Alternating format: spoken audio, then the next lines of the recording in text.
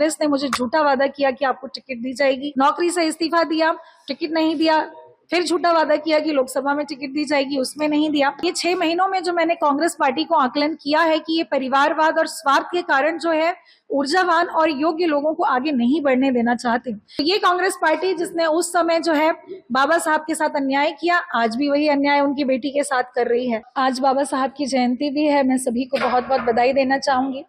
बाबा साहब की पुत्री होने के नाते बाबा साहब डॉक्टर अंबेडकर हमेशा मेरे प्रेरणा स्रोत रहे हैं और उन्हीं से प्रेरणा लेकर के शिक्षा अर्जित करके प्रशासनिक पदों पर मैं रही और उन्हीं के बताए हुए मार्ग पर उन्होंने इशारा किया है कि हमें संसद में भी जाना है। तो समाज के हित में स्वतंत्रता, न्याय, बंधुता जो उनका हमेशा ध्येय रहा है, उस दिशा में कार्य करने के लिए मैं दबे कुचले वंचित समाज की आवाज उठाने के लिए राजनीति में जाना चाहती थी। तो मुझे नहीं लगता कि वो मेरा कोई गलत कदम था, लेकिन जो घटनाक्रम हुआ, मैं एक नौकरी कर रही थी, चाहती तो मैं 10 साल बाद राजनीति में आ सकती थी, लेकिन कांग्रेस ने मुझे झूठा वादा किया कि आपको टिकट दी जाएगी, नौकरी से इस्तीफा दिया, टिकट नहीं दिया, फिर झूठा वादा किया कि लोकसभा में टिकट दी जाएगी, उसमें नहीं दिया। तो मुझे लगता है कि ये 6 महीनों में जो मैंने कांग्रेस पार्टी को आकलन किया है कि ये परिवारवाद और स्वार्थ के कारण जो है ऊर्जावान और योग्य लोगों को आगे नहीं बढ़ने देना चाहते। जब ये अपने कठिन समय में हम जैसे लोगों का हमारी ऊर्जा का इस्तेमाल नहीं कर पा रहे हैं, तो मुझे विश्वास नहीं है कि आने वाले समय में भी मुझे कोई उचित प्रतिनिधित्व देंगे, क्योंकि इन्होंने डॉक्टर बाबा साहब अम्बेडकर को भी नहीं दिया। बाबा साहब अम्बेडकर को टिकट नहीं दी और जब वो चुनाव लड़ना चाहते थे तो उसके खिलाफ कांग्रेस का एक प्रत्याशी भी खड़ा किया और उनको हराने का काम किया। तो ये कांग्रेस पार्टी जिसने उस समय जो है बाबा साहब के साथ अन्याय किया, आज भी वही अन्याय उनकी बेटी के साथ कर रही है।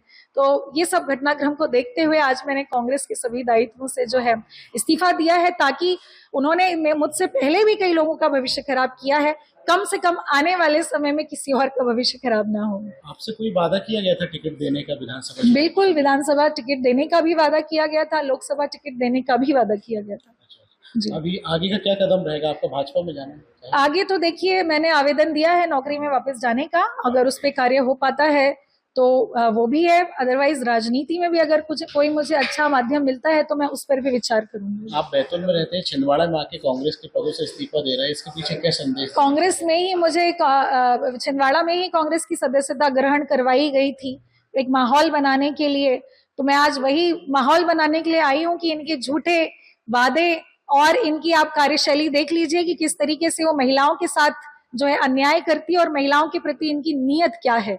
यही बताने के लिए मैं छिंदवाड़ा में अपने समाज के बीच जाऊंगी, अम्बेडकर जयंती के कार्यक्रमों में और तमाम जगह पर जाकर के मैं बताऊंगी कि अब इनका समय खत्म करिए, इनको घर पे बिठाइए और समाज के साथ और इस देश के साथ न्याय करिए। बीजेपी के किसी बड़े नेता से आपकी बात हुई इस दौरान? मेरी नौकरी में जाने को लेकर अवश्य बात हुई है और उस पर अभी चिंतन मंथन किया जा रहा है। आप बीजेपी ज्वाइन नहीं कर रहे? अभी ऐसा कोई प्रस्ताव नहीं होगा। प्रचार करेंगे कांग्रेस के खिलाफ कमलनाथ? बिल्कुल, मैं अपने समाज के बीच जाकर के और लोगों के बीच जाकर के बताऊंगी, क्योंकि मुझे लगता है कि इस प्रदेश की, देश की, छिंदवाड़ा की भी महिलाओं की भी समुदाय मेरे साथ जुड़ी है, चाहे वो किसी भी समाज की हो।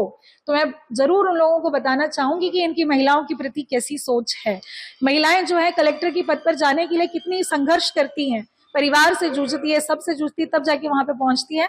लेकिन ये क्या करना चाहते हैं महिलाओं के भविष्य के साथ? यदि आप शासकीय सेवा में नहीं लौट पाए तो क्या आप राजनीति में सक्रियता निभाएंगे? बिल्कुल, मैं राजनीति में सक्रिय रहूंगी और राजनीति ही मेरा प्रथम लक्ष्य है।